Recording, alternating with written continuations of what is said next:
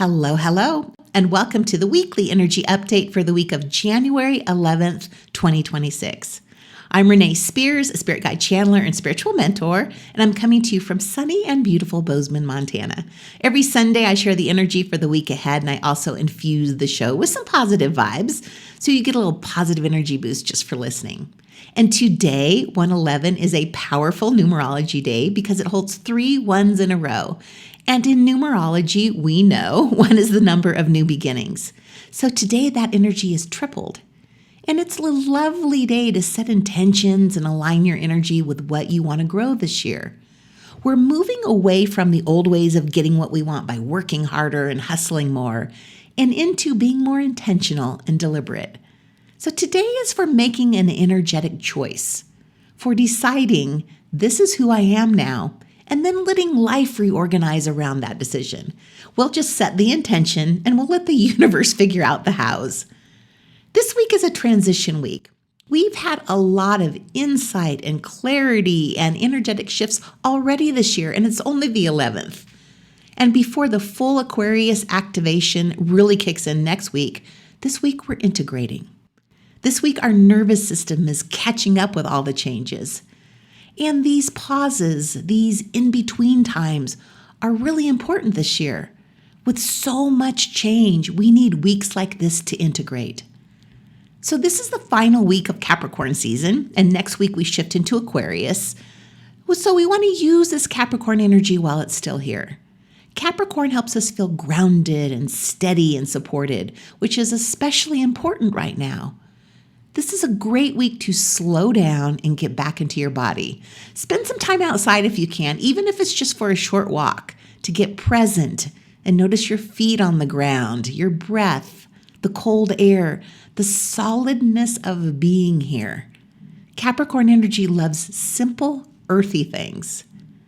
And that is important right now to get back in balance because our identity is recalibrating, and that could throw us off a little bit. We're transitioning between who we've been, Capricorn, to who we're becoming, Aquarius. So Capricorn helps us clear out the old so Aquarius can bring in something new. Between the 111 numerology and the upcoming Aquarius stellium, this week is less about doing and more about choosing our identity. And you might notice that things you used to love just may not interest you anymore. Some things simply don't fit the way they once did.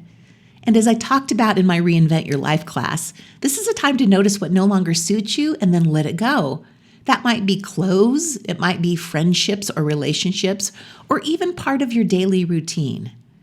This time is about conscious choice, choosing your identity, choosing your energy, identifying what no longer works, and then letting it go. Our job this week is to stay aligned and grounded so we're ready for what's next. And you can feel the momentum building. You're not imagining it if you're feeling this already. Even though Neptune doesn't officially move into Aries for a couple more weeks, we're already in the transition energy. Neptune is incredibly slow moving, so with planets like this, we don't wake up one day and then suddenly feel different. Instead, we start feeling the ending of a chapter before the new one begins. And right now, Neptune is in the very, very last degrees of Pisces. This is the energy of things dissolving. Late degree Neptune and Pisces can feel exhausting. It's like a soul-level tiredness. We're realizing we just can't keep doing things the same old way. We are fucking over it. So now, even before Neptune moves into Aries, we can already feel Aries trying to wake us up inside. So there may be little sparks, like moments when you think, I want to do something differently. I want to move. I want change. And then right after that, you may feel tired or unsure. And that's the overlap we're in.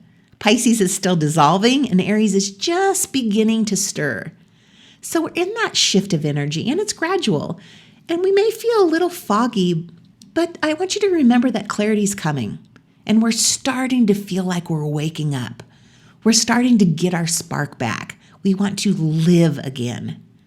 So if you're feeling tired or reflective or like something is ending, that's just Neptune finishing up a long, long chapter. And then on Saturday the 17th, Venus moves into Aquarius, and this really sets the tone for what comes next. Venus is about love and values, money and beauty.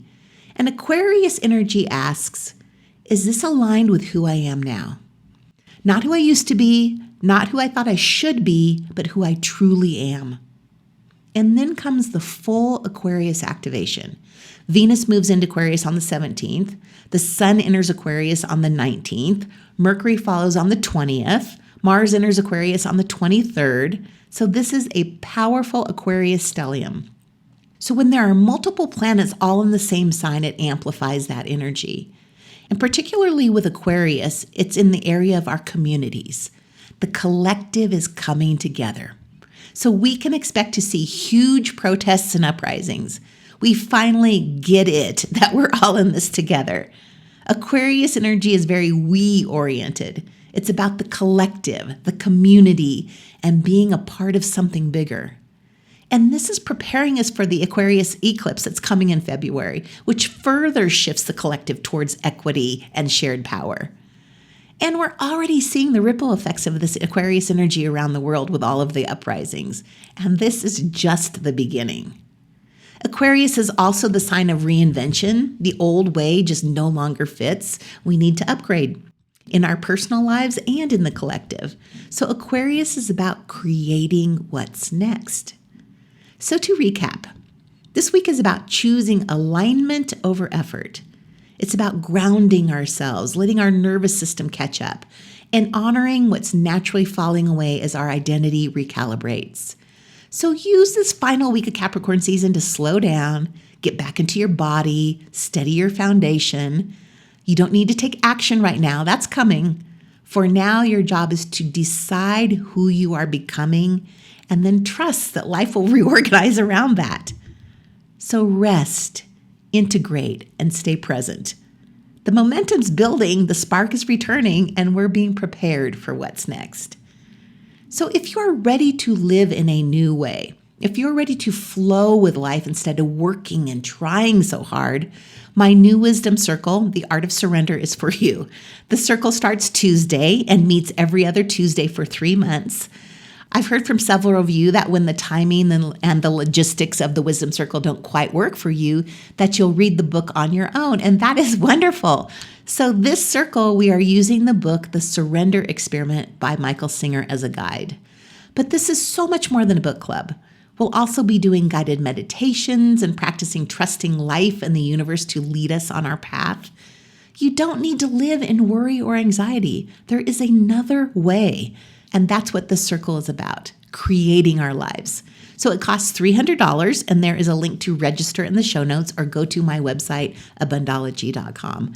So I have had a really busy week with lots of bundle readings. I started the Reinvent Your Life class this week, so I need some downtime today.